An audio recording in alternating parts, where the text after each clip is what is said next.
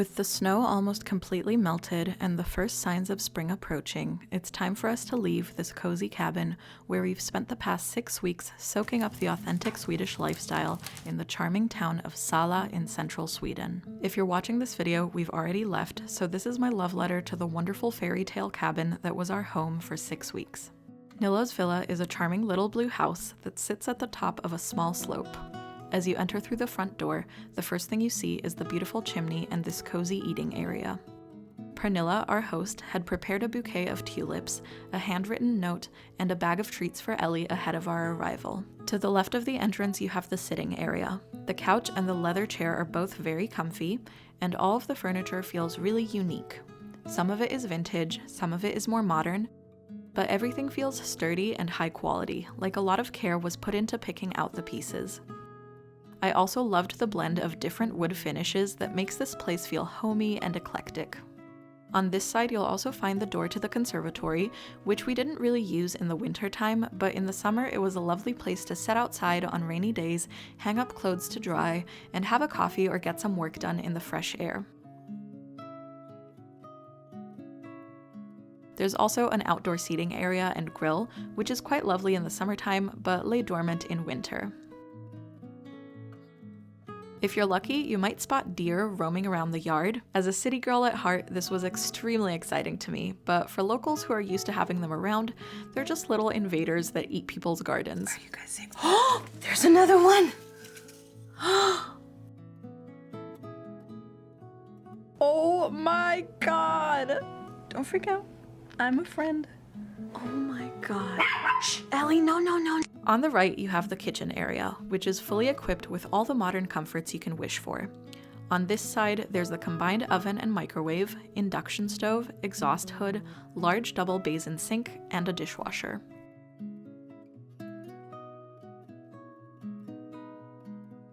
And on the other side, we have the fridge and a whole host of appliances, including toaster, kettle, coffee machine, and waffle maker.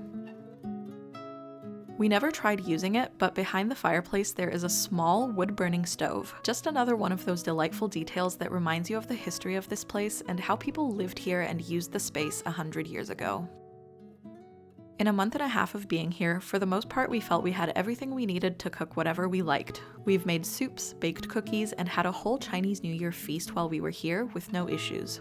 Onto the bedroom. This room, as well as the bathroom and conservatory, were built in addition to the original house, so you could say those are the new wings of the property. The bed is super soft and comfy and was the perfect size for 2 adults and a small dog. There's also plenty of space in the closet for your things, as well as spare sheets and extra towels. If you're traveling with more than 2 people, the living room couch does pull out into a bed as well, which also comfortably fits 2 adults and 1 small dog. Through the bedroom we enter the bathroom, which makes good use of the limited space. Once again, you have everything you need. The bathroom came stocked with hand soap, shower gel, shampoo and conditioner, laundry detergent for the washing machine, and some basic cleaning supplies. I loved this mirrored cabinet. It's so spacious and the light is really nice and bright. I was more consistent with my skincare routine while I was here than I usually am at home, which says a lot.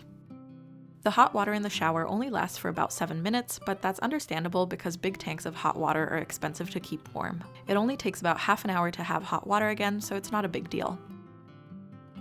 Being together in a 2-room, open-plan cabin for 6 weeks really taught us teamwork and how to be mindful of each other's needs. Usually we spend our time at my boyfriend's place with the kitchen, bedroom, bathroom, living room, and the office all separate from each other, so we can spread out more and do our own thing without paying too much attention to each other. I often stay up late working on my own stuff in the living room while my boyfriend goes to bed early. But here, I couldn't stay up late like I usually do without keeping my boyfriend up as well, so I was kind of forced into a better sleep schedule, and we went to bed together at the same time most nights.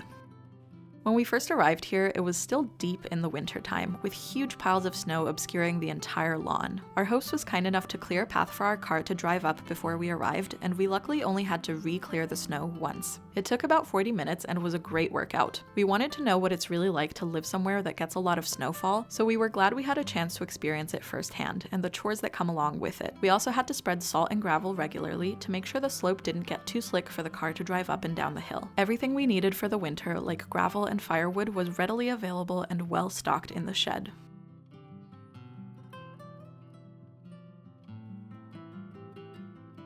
I think one of my favorite things about Sala was listening to our host talk about the real sense of community there is here. The cabin was built in 1924, so it turns 100 years old this year, and it has never been snatched up by greedy developers or milked for all it's worth. Instead, it's traded hands among the locals, people who have lived in Sala or at least spent their summers here for their whole lives. We got to hear the stories of what it was like before the bedroom was built, when this place was just a summer home for a family, with bunk beds in what is now the living room and an outhouse before there was a bathroom. In fact, when you walk around the area, you'll notice that many of the houses in Sala are historical properties that are still being used by regular people and families, either as permanent residences or summer homes. There's a real sense of nostalgia and tradition here.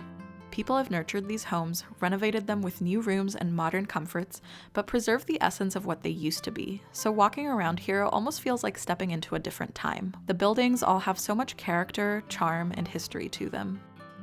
There are multiple trails around the property that make for wonderful walks. You can go through the forest, down the residential paths where you can admire all the beautiful properties, or down to the lake, which is only a 5-minute walk away.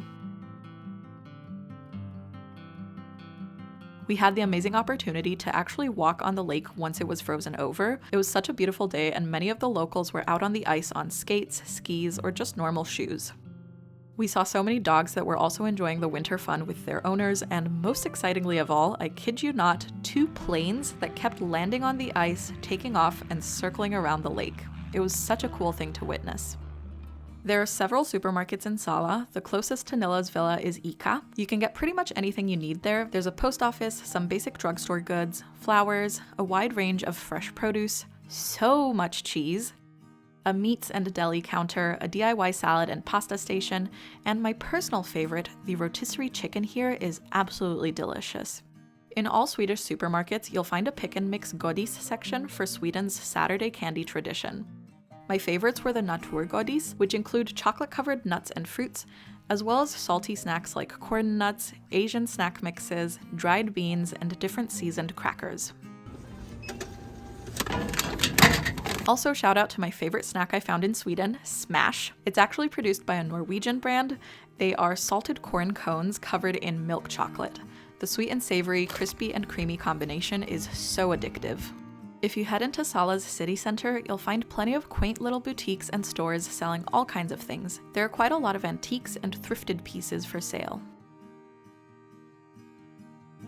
In the shopping mall, you have some clothing stores, a jewelry shop, and a high-end cosmetics store. But my favorite place in the mall was this flower shop, which also sells a lot of cute items perfect for gifting, like handmade ceramics, home accessories, plushies, soaps and lotions, and gorgeous woven kitchen towels. I felt so tempted to take the whole store home.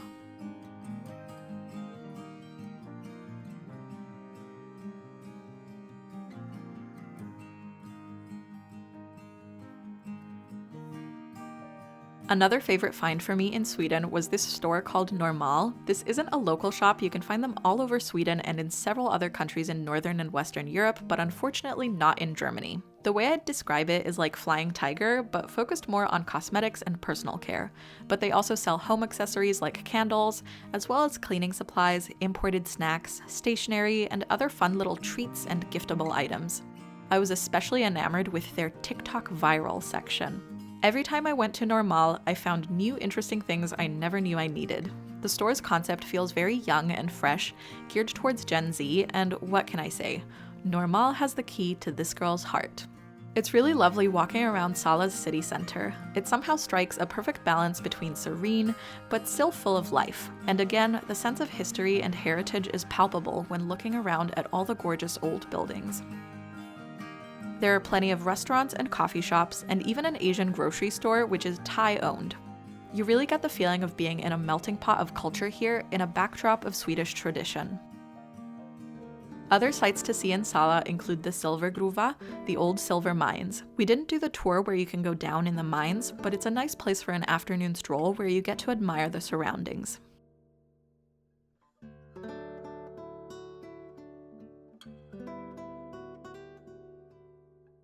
And there's also the old Sala water tower, which is kind of a landmark of Sala and one of the first things you notice on the horizon as you drive into town.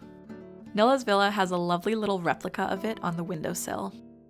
From July when we were last here to our most recent visit, Pernilla put more work into improving Nilla's villa. For example, these watercolor paintings are new, depicting iconic locations in Sala.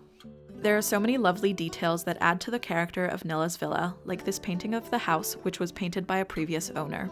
It's clear that this place is more than just a side hustle. It's a home that has had so much love and attention poured into it. Saying goodbye is bittersweet.